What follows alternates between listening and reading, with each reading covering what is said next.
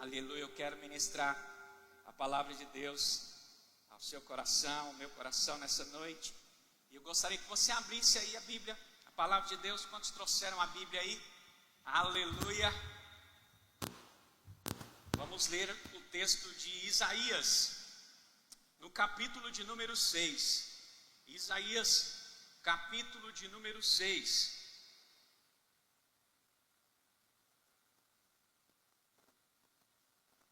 Certamente você já deve ter lido muitas vezes esse capítulo de Isaías.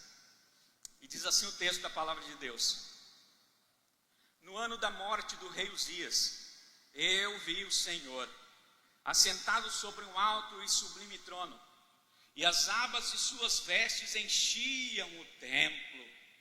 Serafins estavam por cima dele. Cada um tinha 6 asas, com 2 cobria o rosto, com 2 cobria os seus pés, e com 2 voava. E clamava uns para os outros, dizendo: Santo, Santo, Santo é o Senhor dos exércitos. Toda a terra está cheia da sua glória. As bases do limiar se moveram à voz do que clamava, e a casa se encheu de fumaça. Então disse eu: ai de mim, estou perdido, porque sou um homem de lábios impuros, habito no meio de um povo de impuros lábios, e os meus olhos viram o Rei, o Senhor dos exércitos. Então um dos serafins voou para mim, trazendo na mão uma brasa viva, que tirara do altar com uma tenaz. Com a brasa tocou a minha boca e disse: eis que ela tocou os teus lábios, a tua iniquidade foi tirada, e perdoado o teu pecado. Aleluia. Depois disso, ouvi a voz do Senhor que dizia: a quem enviarei? E quem há de ir por nós? Disse eu: eis-me aqui, envia-me a mim. Aleluia. Somente até o versículo 8, pode se assentar. Glória a Deus. Queridos, Isaías, no capítulo 6, conta a narrativa de uma transformação profunda na vida de alguém. E em meio a um luto nacional, nós já começamos lendo, dizendo: olha, no ano da morte do rei Uzias, tá? Um luto nacional estava acontecendo pela morte do rei Uzias. E nesse momento, o profeta Isaías tem uma visão do verdadeiro rei. Porque reis vêm e vão. Eles são investidos de autoridades e Deus tira a autoridade deles. Reis nascem e morrem, são eleitos e reeleitos, são colocados em suas posições de autoridade e depois são retirados pela vontade do povo e também pela vontade de Deus.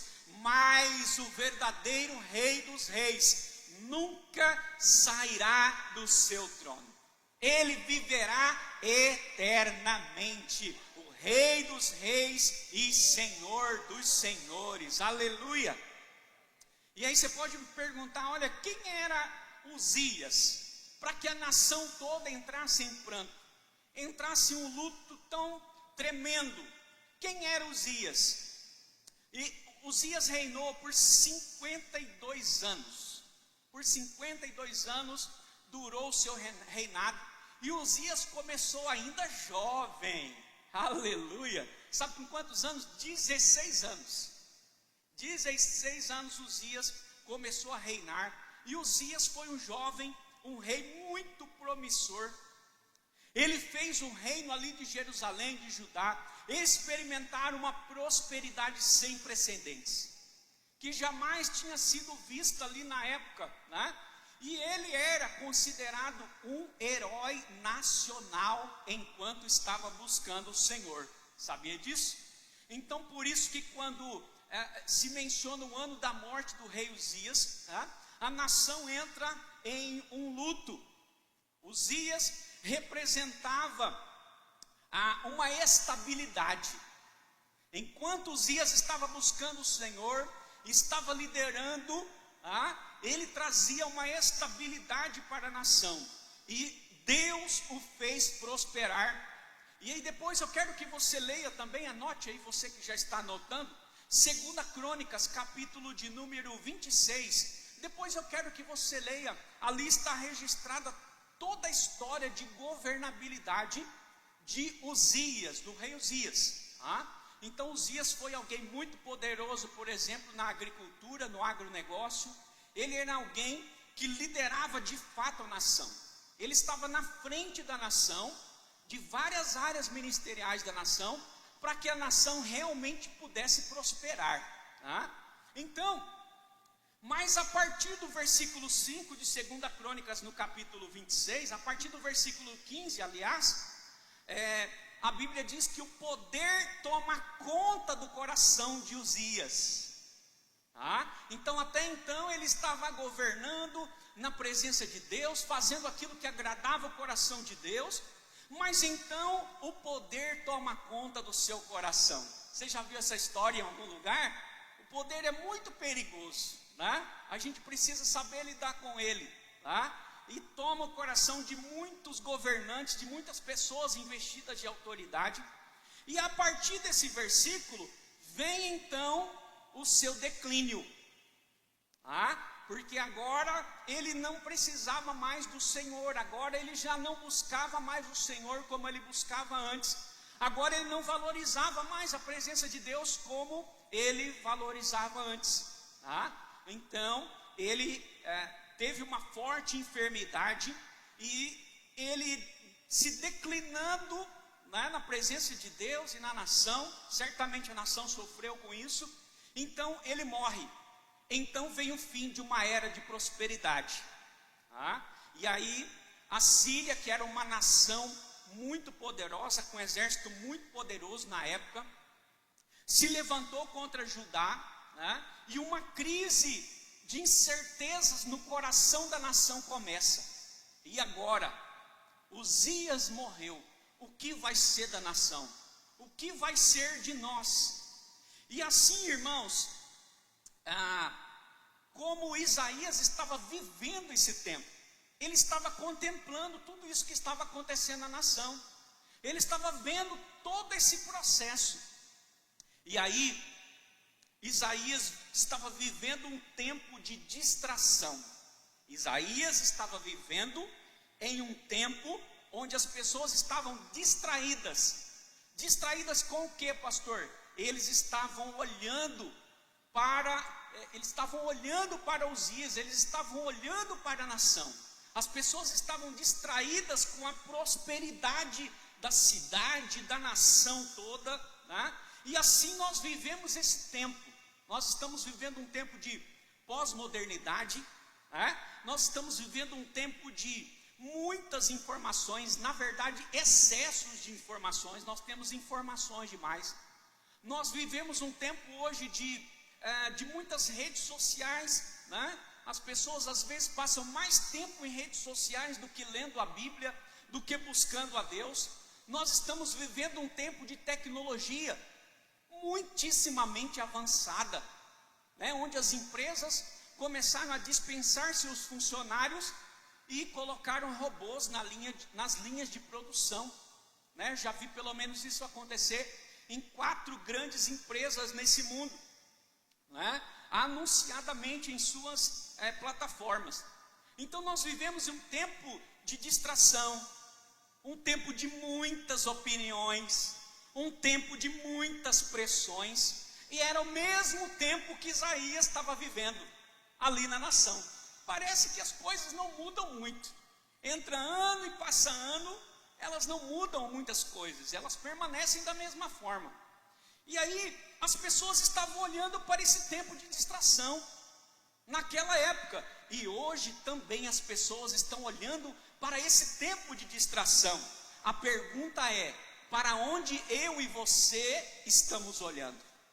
Para onde eu e você estamos olhando? O texto mostra aqui que a nação de Judá entra num tempo de crise. Entra num tempo de crise. Porque afinal de contas, o rei que trazia uma estabilidade, quando as pessoas olhavam para o rei, diziam: nós estamos em paz, nós estamos tranquilos, temos um grande rei nos governando, o país está prosperando, está indo de vento em popa. Mas agora uma grande crise vem com a sua morte. A Síria vem para cima de Judá. E aí o texto nos mostra aqui que em momentos de crise, como o povo de Deus deve se comportar. Em um momento de crise como esse, como o povo de Deus deve se comportar. Então Isaías aqui, nesse capítulo 6, vai fornecendo alguns caminhos importantes. Então, por isso ele começa dizendo: olha, no ano da morte do rei Uzias, eu vi o Senhor. Faça comigo assim: eu vi o Senhor. Então a visão no momento de crise, ela é muito importante. Muito importante. Por quê, pastor? Porque nós precisamos desviar o olhar do mundo, o olhar da contextualização, né, da modernidade, da pós-modernidade. Não estou dizendo que você não vai viver nela. Todos nós vivemos nela, mas não é o centro para nós. Amém? A pós-modernidade, esse mundo não é o centro para nós. O centro para nós é continuar olhando para o Senhor, é continuar olhando para Jesus, é colocarmos os nossos olhos no Senhor.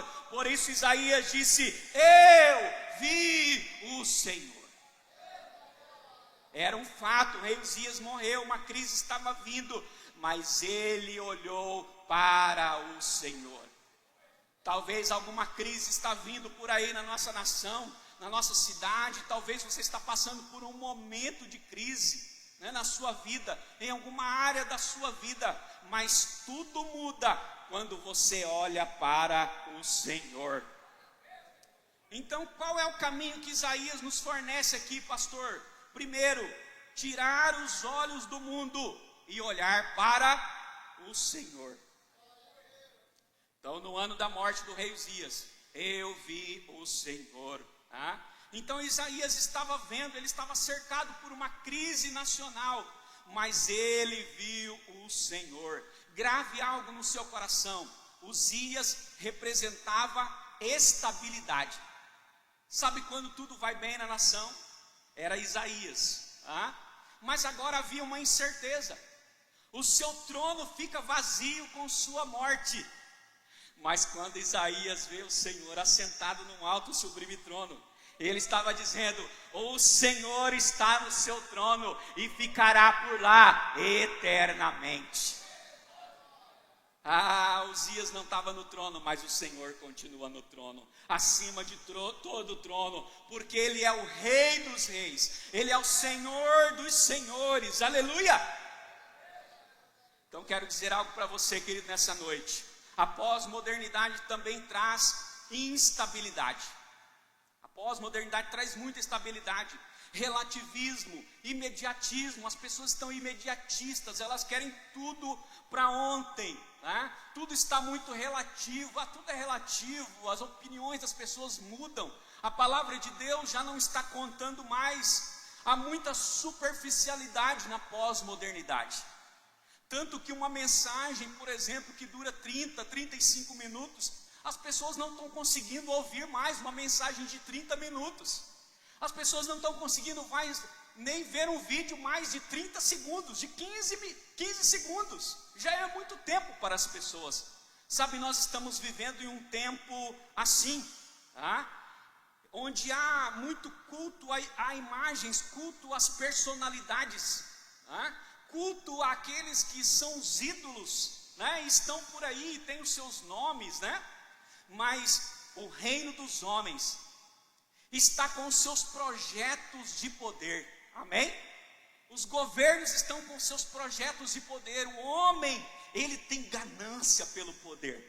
Pode olhar todas as pessoas que estão investidas de autoridade, estão em algum cargo, estão em algum lugar. Elas têm ganância pelo poder.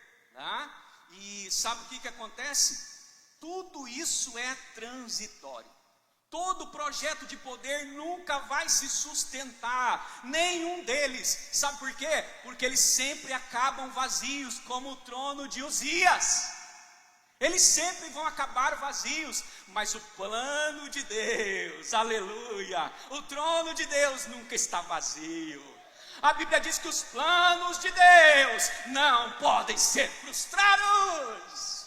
Oh, esse é o nosso Deus. O trono celestial sempre estará ocupado, e o seu governo é soberano, e está acima de todos os governos, e ele jamais, jamais, jamais será abalado. Os outros reinos, os outros reis, os outros governos, todos podem ser abalados, mas o reino de Deus não pode ser abalado.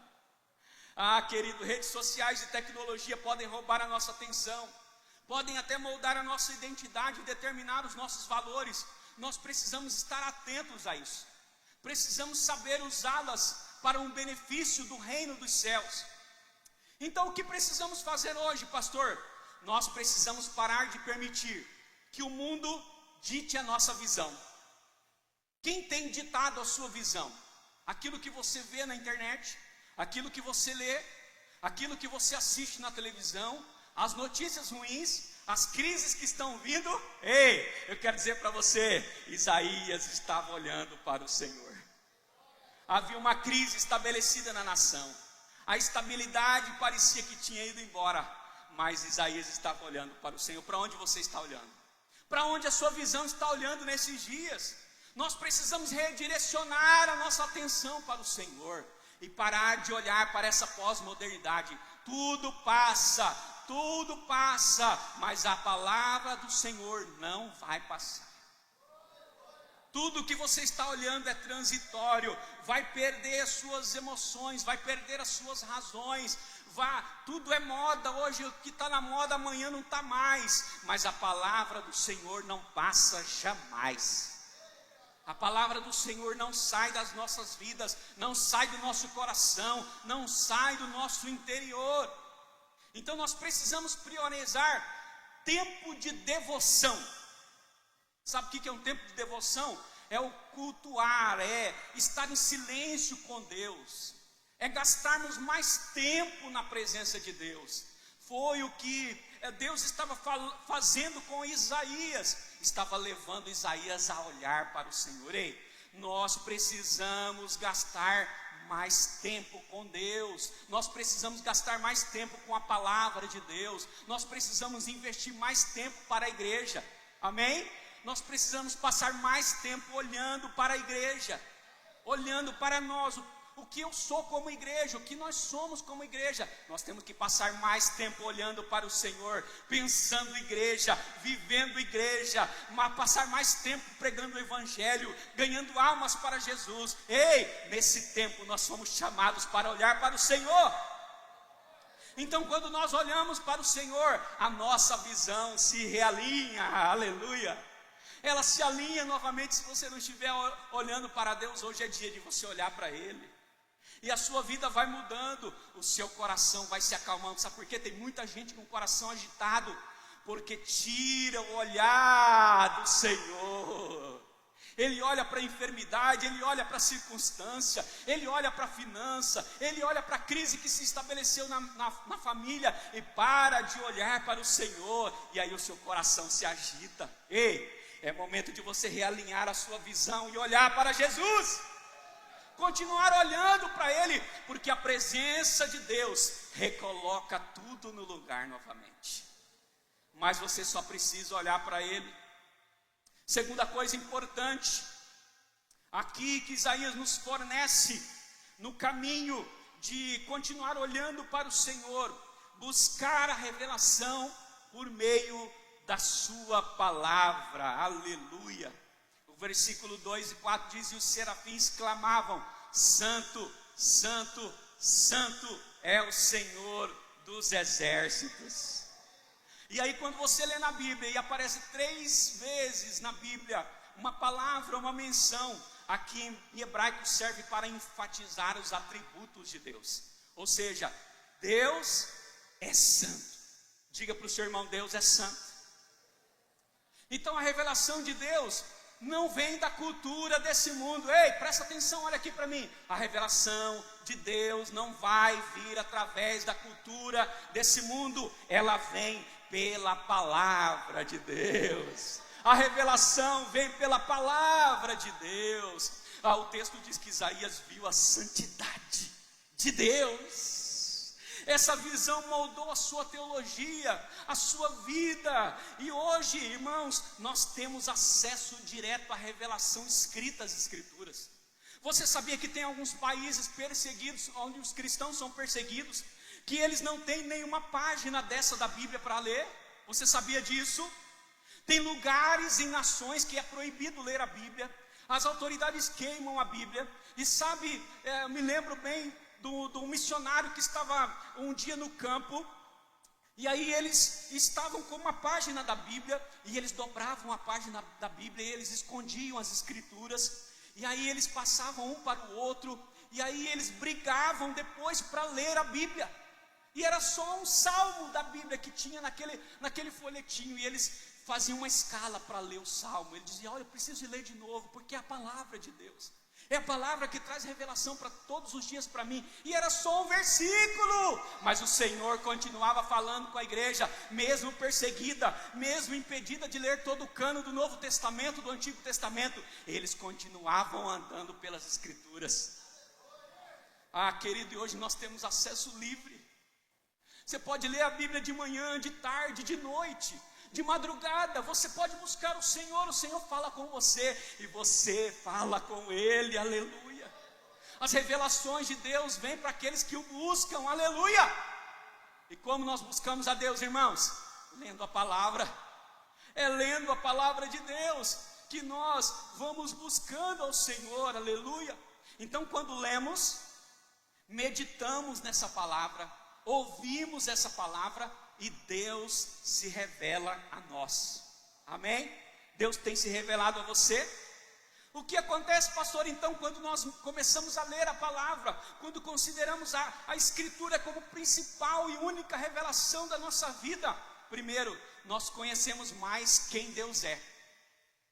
Nós conhecemos mais quem Deus é, e não o que o mundo diz que Ele é.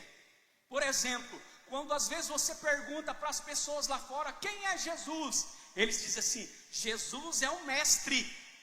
Eles olham Jesus como um professor. O mundo se relaciona com Jesus como um professor, como um mestre. Mas eu e você nos relacionamos com Jesus como um pai, aleluia.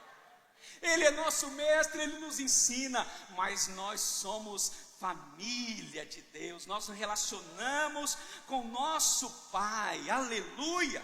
É um relacionamento verdadeiro, aleluia. Nós somos confrontados com a santidade e a glória de Deus quando lemos a palavra.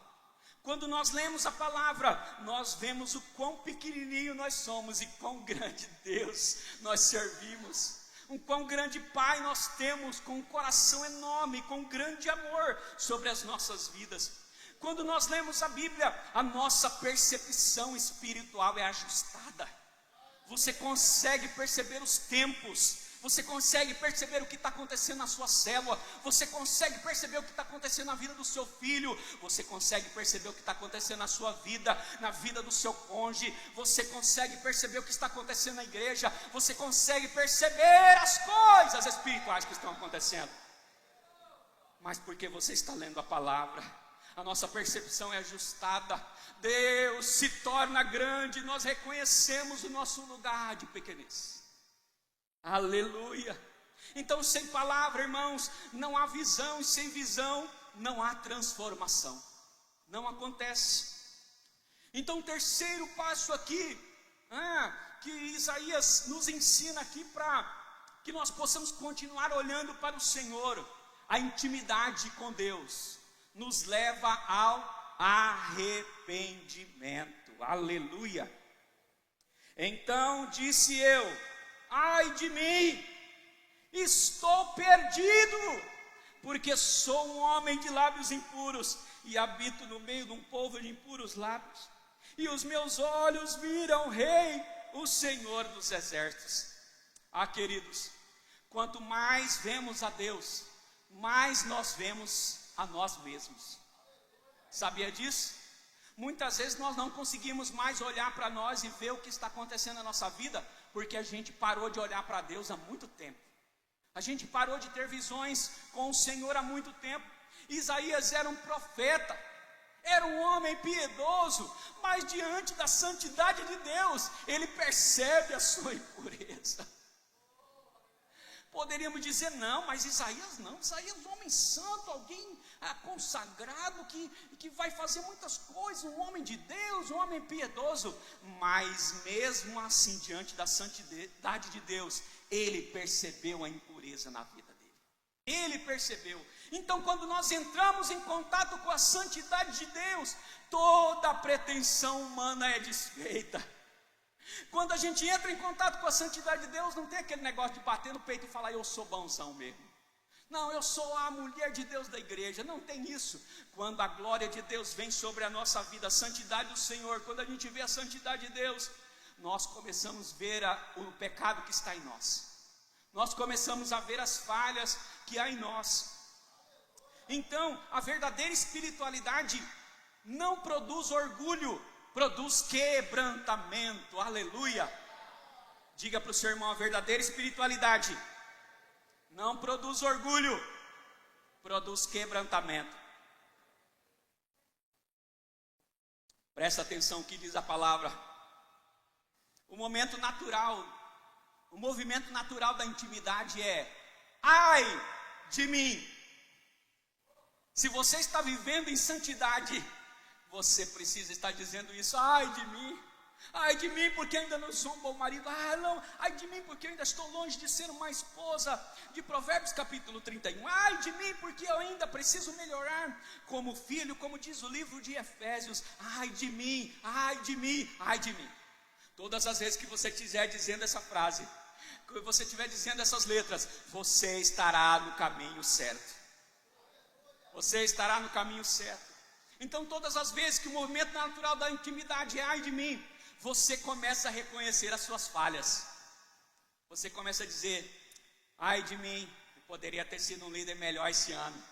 Ai de mim, eu poderia ter orado muito mais. Estou orando muito pouco, Senhor. E você começa a admitir os seus pecados.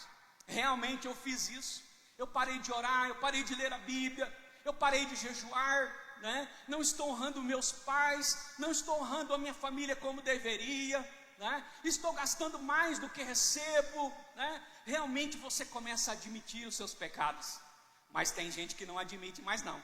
Ele está num nível tão supremo que, meu Deus, isso é muito perigoso. Então, quando você está dizendo ai de mim, nós somos levados a um arrependimento sincero. Isaías foi levado, a gente percebe aqui, irmãos, lendo essa palavra, que ele não disse assim um ai de mim só para que um dia os pastores pudessem pregar na igreja. Não, ele estava dizendo: ai de mim, estou perdido. Ele faz uma segunda colocação: estou perdido. Quando a gente consegue dizer assim, estou perdido, é aí que nós somos achados por Deus.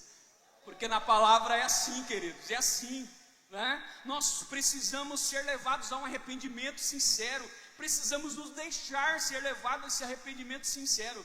E aí, pastor, quando acontece isso, aí nós recebemos a purificação.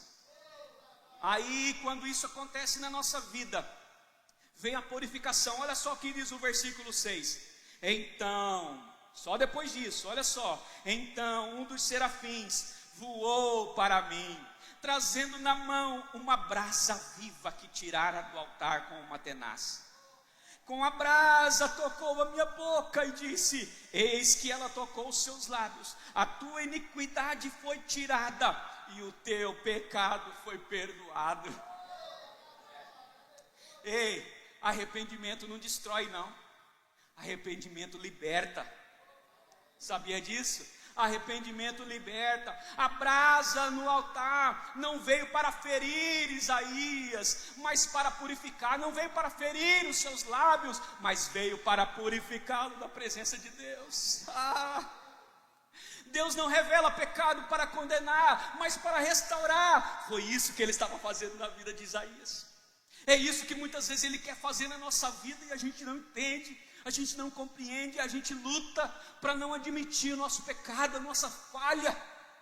Mas Deus está ali, querendo enviar uma brasa viva para purificar a gente. E é interessante que essa purificação vem de Deus. Não vem de ninguém, não vem de A, não vem de B, não vem de C. Essa purificação vem do Rei dos Reis. Quarto passo aqui, que Isaías nos deixa como ensinamento, para que no momento de crise nós possamos continuar olhando para o Senhor. O arrependimento nos capacita a servir. Fala para o seu irmão: arrependimento nos capacita para servir.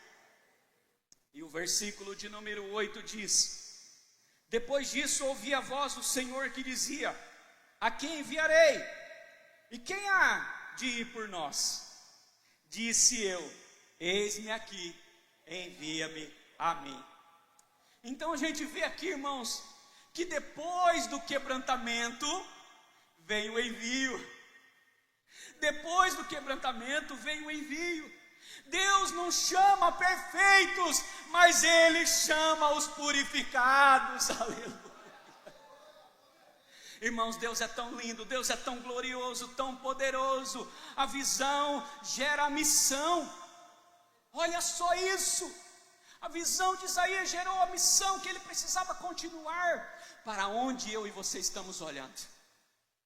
Para onde eu e você estamos olhando nesse momento que o nosso país vive, nesse momento que a nossa cidade vive, nesse momento ao qual talvez uma crise chegou na sua família, na sua vida, nas suas finanças, eu não sei, mas você sabe para onde você está olhando. Se você se arrepender, e se você começar a olhar para o Senhor, se arrepender, Deus não vai chamar os perfeitos, mas vai chamar aqueles que são purificados, aqueles que reconhecem, aqueles que têm um coração segundo, uma vida segundo o coração de Deus. Assim como Davi tinha suas qualidades, teve suas falhas, mas no momento da falha ele reconheceu o seu erro, ele reconheceu a sua falha, e é chamado de um homem segundo o coração de Deus. Quem se arrepende encontra força para prosseguir. Aleluia. E não é uma força emocional, mas uma força espiritual. Foi a força que Isaías recebeu ali naquele momento para dar continuidade no processo de ser um profeta nas nações. Então não é ativismo, mas é obediência. Não é ativismo que vai te fazer um profeta. Não é a obediência, não é mérito, é por graça, é pela graça de Deus, amém, irmãos? Nós estamos vivendo hoje no tempo da graça, e graças a Deus por isso. Senão a misericórdia do Senhor não teria sido renovada nessa manhã, na minha e na sua vida.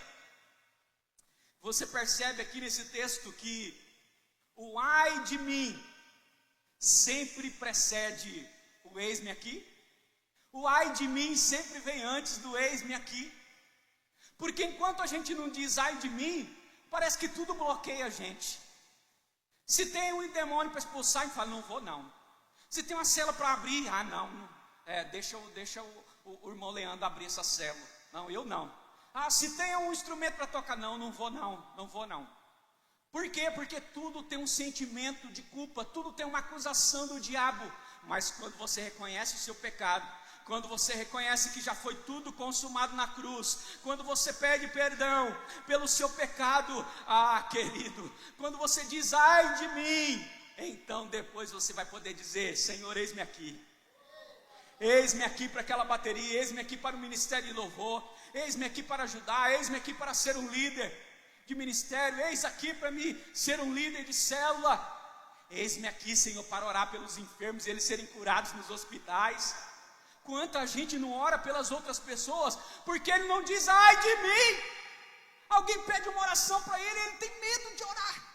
Ele não vai orar, por quê? Porque o diabo está sempre acusando ele. Você não pode orar, porque você não pede perdão, você fica com esse negócio aí, não conta para ninguém, não fala comigo, então você não pode orar. Aí você nunca pode orar por ninguém, você nunca pode ler a palavra, você nunca pode pregar em algum lugar. Por quê? Porque você não está dizendo, ai de mim. Querido, nós precisamos ser enviados, mas nós precisamos aprender também com o profeta Isaías a dizer, ai de mim. Nós precisamos. Primeiro, Deus trata quem somos para sermos enviados, para fazermos qualquer coisa simples que seja. O Senhor está sempre tratando quem somos. Já reparou nisso? Sempre o Senhor está querendo voltar lá naquela área da sua vida. Sempre Ele está querendo trazer você de volta. Sempre Ele está querendo quebrar o vaso de novo. Lembra do vaso do oleiro? Ele está sempre querendo refazer de novo. Ele está sempre quebrando a gente de novo, para fazer a gente um vaso de honra, para continuar sendo usado, para não ter mais medo daquilo que precisa ser feito. Aleluia! Então primeiro Deus trata quem somos, depois Ele vai nos enviando para fazer a sua obra. Foi o que aconteceu com Isaías. Ele foi tratando Isaías, e aí quando vem a pergunta, olha, quem eu vou enviar? A quem enviarei? E quem há de ir por nós? Então Isaías disse, eis-me aqui, Senhor, envia-me a mim. A santidade, ela pode nos conduzir ao serviço, mas a intimidade nos conduz a um chamado sincero, um chamado verdadeiro, um chamado de que realmente estamos disponíveis para toda e boa obra. Então o profeta Isaías começa a deslanchar em um projeto poderoso para anunciar a glória de Deus à nação. E concluindo essa palavra, o mundo, ele tenta capturar o nosso olhar. O mundo é assim, cada época vai aparecer uma moda. Cada época o sistema desse mundo vai inventar alguma coisa para você começar a olhar para eles. Para você começar a olhar e dizer, nossa, mas isso é muito bom mesmo. Nossa, que maravilha. Maravilha é os milagres de Deus. Maravilha é a palavra de Deus, que tudo passa, mas ela não passa, irmãos. E isso é maravilha de Deus. Então, o mundo está tentando capturar o nosso olhar, está tentando desviar o nosso olhar para a direita, para a esquerda, mas nós temos que continuar olhando para o autor e consumador da nossa fé, Jesus Cristo de Nazaré. Então o mundo tenta capturar o nosso olhar, mas Deus está nos chamando a nossa atenção nessa noite. Deus está chamando a minha e a sua atenção. Por que vocês estão olhando para o mundo? Por que vocês estão olhando para o tempo de crise? É hora de olhar para mim. Por que vocês estão olhando para a enfermidade? Por que vocês estão olhando para o tempo de angústia? Por que vocês estão olhando para a tristeza? Comecem a olhar para mim. Quando nós tiramos os olhos da aparente pós-modernidade e fixamos no Senhor, recapitulando, recebemos a revelação pela palavra de Deus. Então não tem negócio de é a cultura da época, é o ensinamento da época, é isso, é aquilo. Tem muitos cursos aí, irmãos, tem muita coisa boa, eu também faço, mas a revelação é aqui, é na palavra. É a palavra que mantém a gente, é que sustenta a gente. Não é o ensinamento dessa terra sustenta a gente, não. É a palavra que sustenta a gente, né? Então nós recebemos a revelação da palavra. Quando nós tiramos os olhos da pós-modernidade e fixamos no Senhor, nós nos aprofundamos na intimidade. Querido, olha só o que Isaías disse. Quando ele viu o Senhor sentado num alto e sublime trono, e as abas de suas vestes enchiam o templo, ele começou a ver as coisas do Senhor. Ei, quando você estiver com a revelação, aprofundando na intimidade, quando você estiver olhando para o Senhor vai te mostrar coisas, vai te revelar coisas para você, para mim e para você. coisas poderosas, grandiosas. Serafins estavam por cima dele. Cada um tinha 6 asas, com 2 cobria o rosto, com 2 cobria os seus pés, e com 2 voava. Isso aqui é coisa espiritual, irmão. E clamavam uns para os outros, dizendo: Santo, Santo, Santo é o Senhor dos exércitos. Você quer ver o Senhor dos exércitos governando sobre a sua vida? Soberano sobre a sua vida? Então mantenha a sua intimidade com Deus. E se você não está tendo, é noite de se reconciliar com Deus, de entregar sua vida para Jesus e buscar intimidade com Ele. Nós também, quando paramos de olhar a pós-modernidade e fixamos o nosso olhar no Senhor, nós reconhecemos os nossos pecados e somos purificados por Deus.